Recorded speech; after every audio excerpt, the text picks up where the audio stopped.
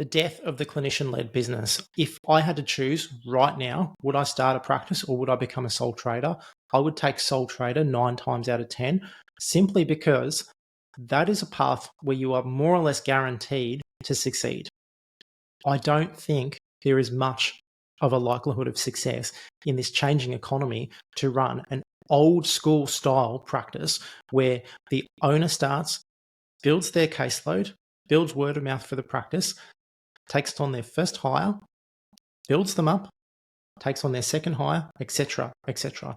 Because what we find in today's economy is as soon as it comes to hiring that first person, we hit a roadblock. It's very, very difficult to find someone who slots in at the autonomy level that's required for someone to be the second physio in your practice. I talk about this like it's second gear in a car.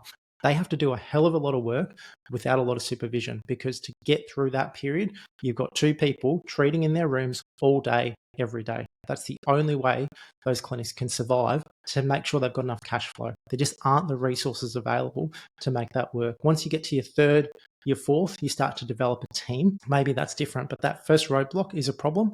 And the second roadblock is usually the third and the fourth just don't stay. They don't stay long enough to establish that team dynamic around it, where you've got 4 busy therapists and you can actually hit $1 million, which is exactly what my clinic did at the 2-year mark. I was very, very lucky with those hires, and this all happened pre-COVID.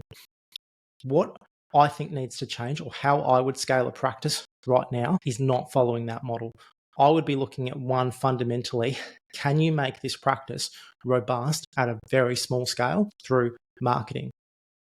Yeah, through marketing, making sure that there's enough patients coming through quickly enough and we're getting the outcomes for these clients. And I would pivot away from fee-for-service models. I know that's a bold thing to say, but I would challenge people to start thinking about, should we be looking at outcome-based pricing and higher ticket clients at this point in time? Because this $120 a session thing just doesn't get the commitment from people to be able to see their way through to the end of their rehab. It works fine for experienced clinicians who aren't having to sell themselves at every consult, because the patient feels better, because you've got the skills to improve that. You've got the skills to build their rapport. What I think a lot of practices need is a model which gets the commitment from the patient themselves at the first point of entry, when they are feeling the worst about themselves, so that they're going to go on that full journey with you and not fall out the bottom of your practice. And that's a model which I think is a lot easier for younger therapists to succeed in, because they're not having to show up every session and prove to their patient that they're delivering value. It's hard to deliver value session by session. It is much easier to commit to a longer term plan and have that play out properly. What happens if you are in this in-between zone? Look, I'm not saying everyone should jump over to outcome-based pricing before doing anything. I think the first thing to fix is, are you attracting the right patients for your practice? Are they engaged in the process, or are they just people who've just hurt their back yesterday and just want a quick fix? Because you're never going to build a practice off walk-in clients and acute pain that's hit the first link they find on Google, but you're going to pay a lot of money to do that. Have you got wage structures in place that are fair by your therapist? And this is going to be very difficult with the Fair Work Commission changes that are coming in and how that's going to play out over the next 3 years. I think that's a real vulnerability for our sector. And I think it's going to be as big a problem as what we've seen with these NDIS changes in the last week or so. And can you get to the point where you can confidently raise your prices? Can you build enough word of mouth, enough referrers, enough goodwill in your community that you can charge more? And I think the cornerstone of that decision is, are you actually delivering a service that 90% of your clients would recommend you to a friend? That's the old NPS, which I talk about in the Profits course, how we implement that and how we can actually measure, so we can make a data-driven decision around pricing.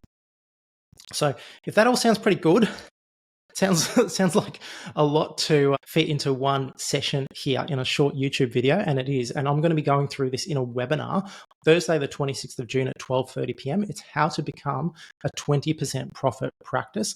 We're going to break apart some of these ideas, some of the myths in private practice land, and we're going to rebuild this from scratch to make sure we're now targeting this as a higher level of sustainability. As I said in my previous video, Even with the APA and the Nous group, we talked about what is sustainable long term for the physio profession, and it's 20%. That's where we've all got to get to.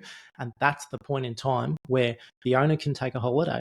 Yeah. If you can take 3 months off in your business is robust. You can work 3 days a week. You can manage your team, and you can live the best life you've always wanted to live by being a business owner who's also a clinician. Hope to see you Thursday, 26th of June at 12:30 p.m. for our next webinar. Thank you. See you later.